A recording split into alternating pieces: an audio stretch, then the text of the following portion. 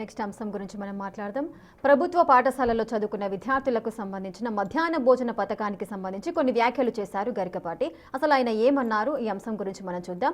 గరికపాటి నరసింహారావు అసలు ఇంట్రొడక్షనే అవసరం లేని పేరు. ఆయన ఒక రచయిత, అవధాని, పురాణ ఇతిహాసాల్లోని ఎన్నో విషయాలను ప్రజలకు సులభంగా అర్థమయ్యేలా చెప్పడంలో దిట్ట. అలాంటి గరికపాటి ఇప్పుడు కొన్ని కాంట్రవర్సీ వ్యాఖ్యలు చేశారు. స్కూల్కి వెళ్లే పిల్లలకు మధ్యాహ్న భోజనం అవసరమా అంటున్నారు. చదువుకుంటే చదువుకోమనండి, లేదంటే వెళ్ళిపోమనండి. కోడిగుడ్డు కోసం స్కూల్కి వస్తారా? మాస్టర్లు చదువు చెప్పకుండా గుడ్ల లెక్కలు రాయడానికే సరిపోతోంది. ఇవి ఆయన వేస్తున్న ప్రశ్నలు. ఇప్పుడు ఇది అనేక విమర్శలకు దారితీసింది. భిన్న అభిప్రాయాలు వ్యక్తమవుతున్నాయి. మరి దీనిపై ప్రొఫెసర్ ఎలాంటి వివరణిస్తారో ఇప్పుడు చూద్దాం. సార్ చెప్పండి. అంటే నేను కూడా చూశాను, ఆ వ్యాఖ్య చాలా అభ్యంతరకరమైనటువంటి వ్యాఖ్య, అనుమానమే లేదు. ఎందుకంటే గరికపాటి గారు గొప్ప పండితుడు, సాహితీవేత్త. ఆయన పద్యాలు, తెలుగు భాష, అనర్గళ వగ్ధాటి, సహస్రావధానం ఇవన్నీ కూడా ఒక అద్భుత ప్రక్రియ. దానికి ఎవరికి భిన్నాభిప్రాయం ఉండాల్సిన అవసరం లేదు. గరికపాటికి కాంట్రవర్సీస్ కూడా కొత్త మీకు కాదు. చిరంజీవితో జరిగిన వివాదం కూడా చూశాం. ఈ కాంట్రవర్సీస్ ఎన్నున్నా ఆయన సాహితీ సంపదను, ఆయన విద్వత్తును మనం ఎవరము ప్రశ్నించలేం. ఆయనకున్న భాషా పాండిత్యం కానీ వాటిని గౌరవిస్తూనే ఈ రకమైన వ్యాఖ్యలు చేయడాన్ని అంగీకరించలేం, ఎట్టి పరిస్థితుల్లో అంగీకరించలేం. ఎందుకంటే దీంట్లో ఆ అవగాహన లేకపోవడమే ఒకటే అయితే ఎవరమైనా అర్థం చేసుకోవచ్చు. ఎందుకంటే ఆయన సామాజిక, రాజకీయ, ఆర్థిక నిపుణుడు కాదు. ఆయన ప్రవచనకర్త గనక ఈ అంశాలపైన అవగాహన తక్కువగా ఉండవచ్చు, పొరపాటున అర్థం చేసుకొని ఉండవచ్చు అని మనం అంగీకరించవచ్చు. కానీ అది కేవలం అవగాహన రాహిత్యంతో మాట్లాడినట్లేదు, అక్కస్తో మాట్లాడినట్టుంది ఆ భాషా ప్రయోగం. ఎందుకంటే చిన్న పిల్లలకు అన్నం పెట్టి, దుస్తులు ఇచ్చి, యూనిఫామ్ ఇచ్చి స్కూళ్ళకు పంపితే శోభనానికి వెళ్ళిన పెళ్లి కొడుకొని కంపేర్ చేశాడు. చిన్నపిల్లల్ని పాపం అన్నం పుణ్యం మెరుగని ఆ చిన్నారుల్ని ఈ రకమైన కంపారిజన్ అనేది హైలీ అబ్జెక్షనబుల్, ఎట్టి పరిస్థితుల్లో అంగీకారం కాదు కదా. అందులో పేద బిడ్డలు వాళ్ళు, పాపం వాళ్ళ ఇంట్లో అన్నమే ఉంటే వాళ్ళు వచ్చి మధ్యాహ్నం ఇక్కడెందుకు భోంచేస్తారు? మనకు అర్థం కావాలి. వాళ్ళు నిజంగానే వాళ్ళకని కెపాసిటీ ఉంటే ఇప్పుడు అక్కడికి వెళ్తారా? సో వాళ్ళ ఇంట్లో టిఫిన్ బాక్స్ కట్టి వాళ్ళమ్మ 4-5 బాక్సులతో పని మనిషిని ఇచ్చో, వంట వర్క్ డ్రైవర్ని ఇచ్చో పంపిస్తారు కారులో కదా. అది లేకనే కదా పేద బిడ్డలు వచ్చేది. రేఖ గారు, మీకు ఒక ఉదాహరణ చెప్తాను. ఒకరోజు నేను గవర్నమెంట్ స్కూల్కి వెళ్ళాను, హైదరాబాద్లోనే కుత్బుల్లాపూర్ ప్రాంతంలో. ఆ స్కూల్ నేను ఎమ్మెల్సీగా ఉన్నప్పుడు వెళ్ళాను. మధ్యాహ్న భోజనం స్టార్ట్ అయ్యే కొద్ది సమయానికి ముందు వెళ్ళాను. ఆ స్కూల్లో టీచర్ క్లాస్ చెప్తున్నాడు, పిల్లలు క్లాసు వింటున్నారు. సడన్గా విండో బయట చూస్తే ఒక 4-5 ఏళ్ళ బిడ్డ ఒక బౌల్ పట్టుకొని, గిన్నె పట్టుకొని ఆ విండో దగ్గర నిలబడ్డది. నాకు అర్థం కాలే, ఇదేంటి ఒక విండో దగ్గర బౌల్ పట్టుకొని ఇట్లా దీనంగా ఆశగా చూస్తున్న బిడ్డ ఏంటని అర్థం కాక అడిగాను టీచర్ను. సార్, ఇది మేము ప్రతిరోజు చూసే దృశ్యమే సార్. ఆమె వాళ్ళ తల్లిదండ్రులు ఇద్దరూ పని చేసుకుంటారు, పేదవాళ్ళు సార్. పొద్దున 6-7 గంటలకు వెళ్ళిపోతారు. అప్పుడు ఆమెకు ఇంత వండి పెడతారు, ఏదో ఒకటి ఆకలితో ఉంటుంది. ఇక్కడ మధ్యాహ్న భోజనం స్టార్ట్ అవడంతోనే ఒక బౌల్ పట్టుకొని వస్తుంది, మిగిలింది మా వాళ్ళు ఇస్తుంటారో తింటుంటుంది. అందువల్ల ఈసారి ఎప్పుడు క్లాస్ అయిపోతుంది, ఎప్పుడు వాళ్ళు భోజనానికి వెళ్తారు అని చూస్తూ ఆ బిడ్డ బౌల్ పట్టుకున్నది. కళ్ళకు నీళ్ళు వచ్చాయి. గరికపాటి గారికి రిక్వెస్ట్ ఏంటంటే, ఒకసారి వెళ్ళండి మీరు ఆ స్కూళ్ళకు, ఆ పేద బిడ్డల పరిస్థితి ఏంటో అర్థమవుతుంది. కోటిలో ఒక ఉమెన్స్ స్కూల్ ఉంది. నేను ఎమ్మెల్సీగా ఉన్నప్పుడు ఒకసారి వెళ్తే ఆ బిడ్డలతో మాట్లాడాను, ఆడబిడ్డలతో. తల్లి, మీరు ఎప్పుడు లేస్తారు ఉదయాన్నే అడిగాను. అంటే మేము 7-8కి లేస్తాం సార్ అన్నారు. లేదమ్మా, 5 గంటలకే లేవాలి, లేచి 5 గంటలకైతే ఫ్రెష్గా ఉంటుందని ఉపన్యాసం ఇచ్చాను. పాప ఆ బిడ్డ కాస్తారంటుంది. ఏం తల్లి, ఒక్కసారి లేస్తే అలవాటు అవుతుంది, ఇబ్బంది ఏముండదు అని మళ్ళీ నేను లెక్చర్ ఇచ్చాను. అప్పుడు ఆమె చెప్పింది, లేదు సార్, మా అమ్మ 14 ఇళ్లలో పని చేసుకుంటారు సార్.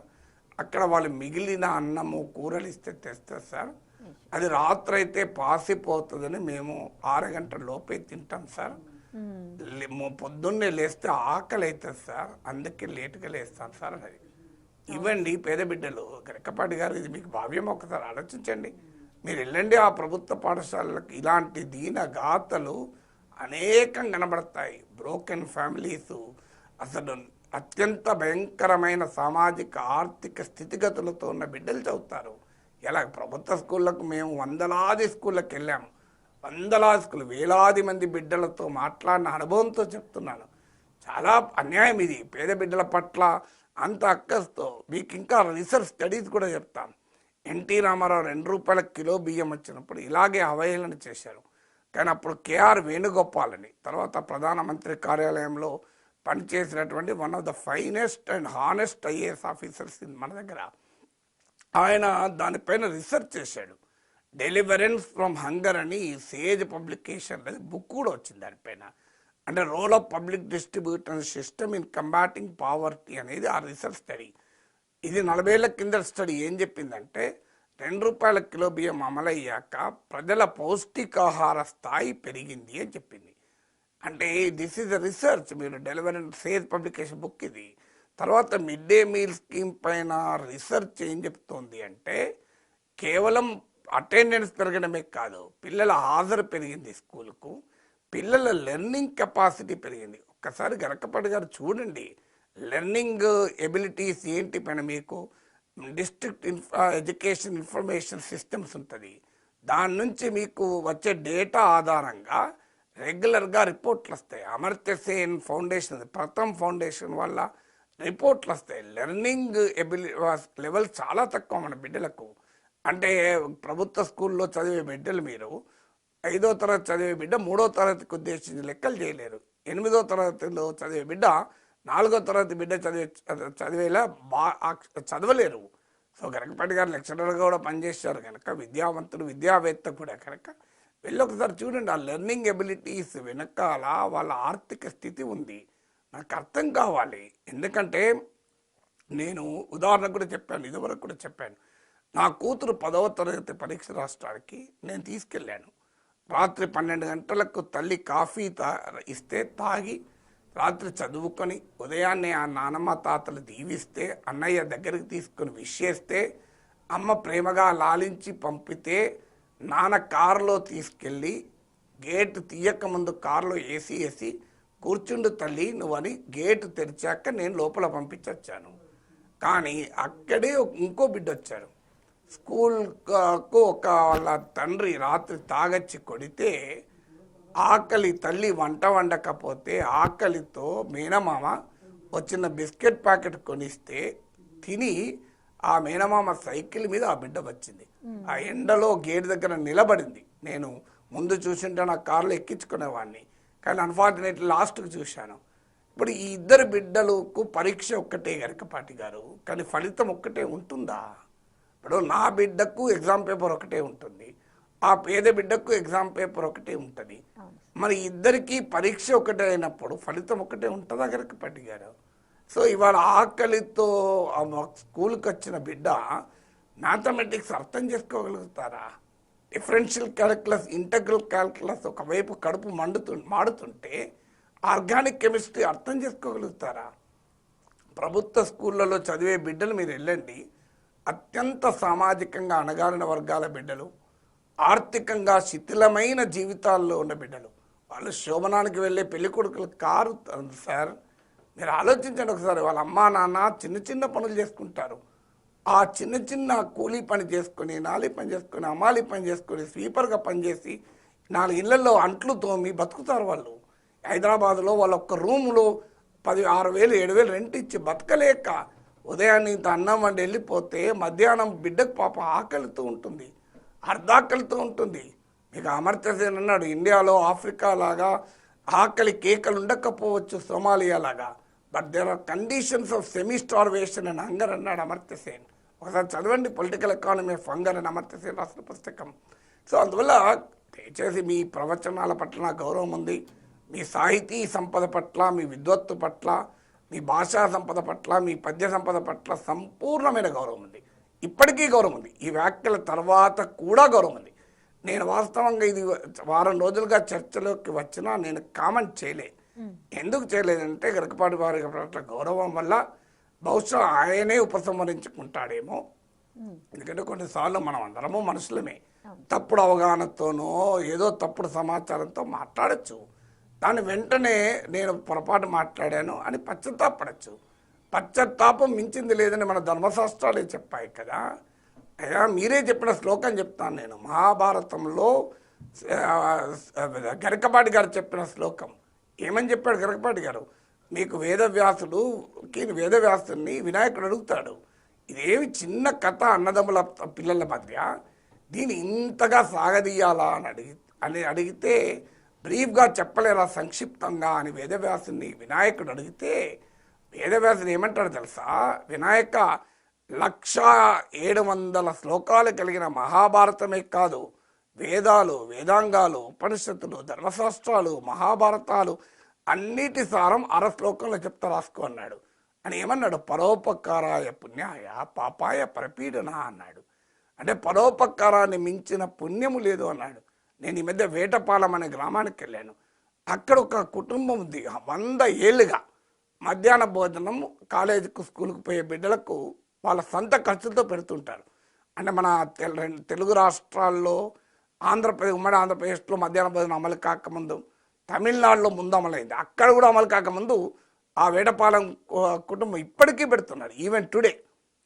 ఇది భారతీయ సంస్కృతి. అన్నదానాన్ని మించినటువంటి దానం లేదని మీరే అనేకసార్లు చెప్పారు. అన్నదానాన్ని మించిన దానం లేదని ధర్మశాస్త్రాలు ఘోషిస్తుంటే ప్రభుత్వం అన్నం పెట్టడం తప్పని ఎలా అనగలరండి? అది కూడా పేద బిడ్డలకు. మీకు గరికపాటి గారు తెలియదు అనుకుంటాను. మేము గూగుల్ మీకు పెద్ద పెద్ద బిగ్ టెక్ కంపెనీలో ఫ్రీ ఫుడ్ ఉంటుంది. బిగ్ టెక్ కంపెనీలు మీరు ఎన్ని టాప్ మల్టీనేషనల్ కంపెనీకి వెళ్ళండి, పంచభక్ష పరమాణాలు కూడా పెట్టే కంపెనీలు ఉన్నాయి. నేను గూగుల్కి వెళ్ళాను. మా సన్ వర్క్స్ ఇన్ గూగుల్. కాలిఫోర్నియాలో గూగుల్ ఆఫీస్కి వెళితే అక్కడ తిన్న భోజనం నేను ఎక్కడ తినలేదు. ఇండియన్ రెస్టారెంట్ ఉంది. మేము ఇండియన్ రెస్టారెంట్ ఉంది, ఇటాలియన్ రెస్టారెంట్ ఉంది, థాయ్ రెస్టారెంట్ ఉంది, అమెరికన్ రెస్టారెంట్ ఉంది, జపనీస్ రెస్టారెంట్ ఉంది గూగుల్ ఆఫీస్లో. సో ఇండియన్ రెస్టారెంట్లో భోంచేసి వచ్చాం మేము.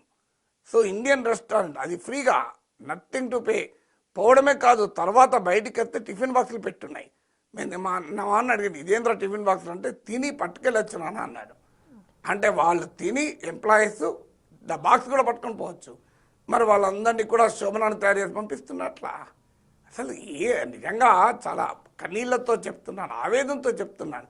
ఎందుకంటే మన పాండిత్యము సమాజ స్పృహకు ఉపయోగపడాలి. మన తెలివితేటలు, మన విద్య సమాజ చైతన్యానికి ఉపయోగపడాలని కోరుకునేవాడిని. అందువల్ల సంపూర్ణమైన గౌరవంతో గరికపాటి వారి పట్ల పూర్తి గౌరవంతో నమస్కరించి చెప్పేది ఏంటంటే, ఇప్పటికైనా ఈ వివాదానికి ముగింపు పలకాలి అంటే ఈ సమాచార లోపంతోనో, పరిశోధనలు తెలియకనో, ప్రత్యక్ష అనుభవం లేకనో నేను మాట్లాడాను. ఈ వ్యాఖ్యను ఉపసంహరించుకుంటానంటే సరిపోతుంది. ఏముంది దాంట్లో? ఎవరైనా తప్పు చేయొచ్చు కదా. ఇప్పుడు నేనైనా అన్ని మాట్లాడిన ప్రతి మాట కరెక్ట్గా మాట్లాడాలని ఏమీ అనలేను. అయితే ఈ అవకాశాన్ని ఉపయోగించుకొని గరికపాటి పట్ల వ్యక్తిగతంగా అవమానకరంగా ఎవరు మాట్లాడడం కరెక్ట్ కాదు. సో ఆయన సాహితీ సంపద, ఆయన భాషా సంపద, అనర్గల వాగ్దాటి, ఆయన ఆశుగా చెప్పే కవిత్వము, తెలుగు భాష పట్ల ఆయనకున్న ప్రేమ, దాన్ని మనం గౌరవించాల్సిందే కదా. దేనికి అదే చూడాలి తప్ప రెండింటి మిక్స్ చేసి ఇక వ్యక్తిత్వ హననానికి మాత్రం పాల్పడకూడదు. తప్పు చేసిన వాళ్ళని తప్పనొచ్చు, వ్యక్తిని కాదు మనం ద్వేషించాల్సింది, ఆ వ్యక్తి చేసిన పొరపాటును ద్వేషించాలి.